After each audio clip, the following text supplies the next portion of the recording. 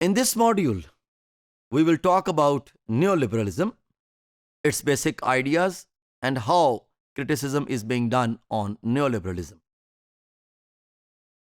In 1930s, liberal ideas were revitalized and came to be known as neoliberalism. It emerged as a reaction to the following things, which are named as interventionism, collectivism, New Deal in the United States, rise of the Soviet Union, intervention by liberal governments in the market. When there were more liberal governments and they intend that state supposed not to intervene in market forces. Neoliberalism allows individual liberty. Liberal commitments were preserved.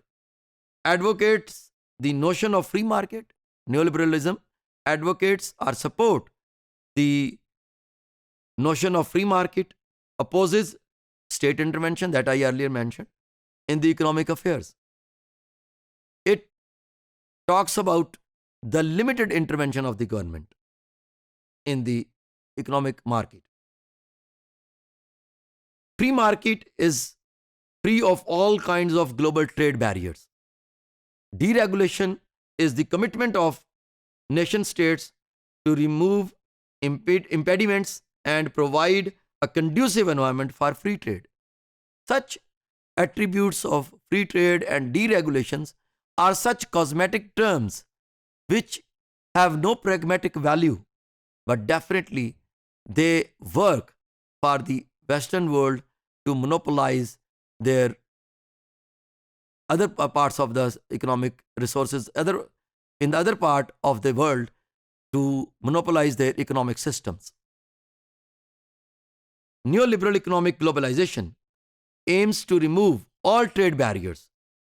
Neoliberal globalization encourages privatization. Its policies are propagated through international economic institutions. And free market is considered as the most effective system in neoliberalism. Large-scale global corporate commerce is considered part and parcel in neoliberalism. It is criticized due to following reasons. Now we are going to learn about that criticism, why it is critically observed that neoliberalism is damaging the society. Definition of well-being is imposed by the first world and international organizations. Hidden social, political, and material Western interests. More financial crises, increased poverty, global inequality, reduced international aid. Neoliberalism hampers development owing to that unequal status among the nation states. Structural adjustment programs lead to inequality, marginalization, and low economic growth.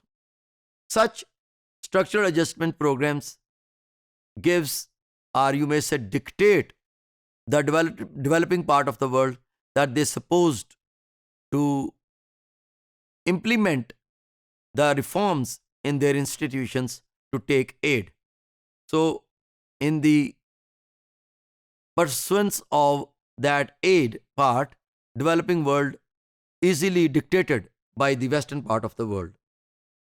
It really marginalized the developing world.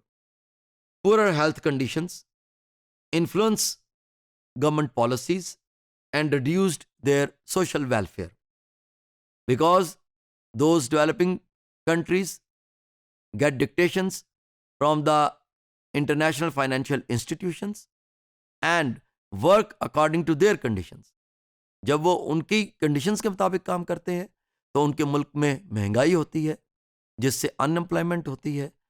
इसके साथ साथ वहाँ पर महंगाई बढ़ जाती है और लोगों के दरमियान भूख और फाके की हालात हो जाते हैं.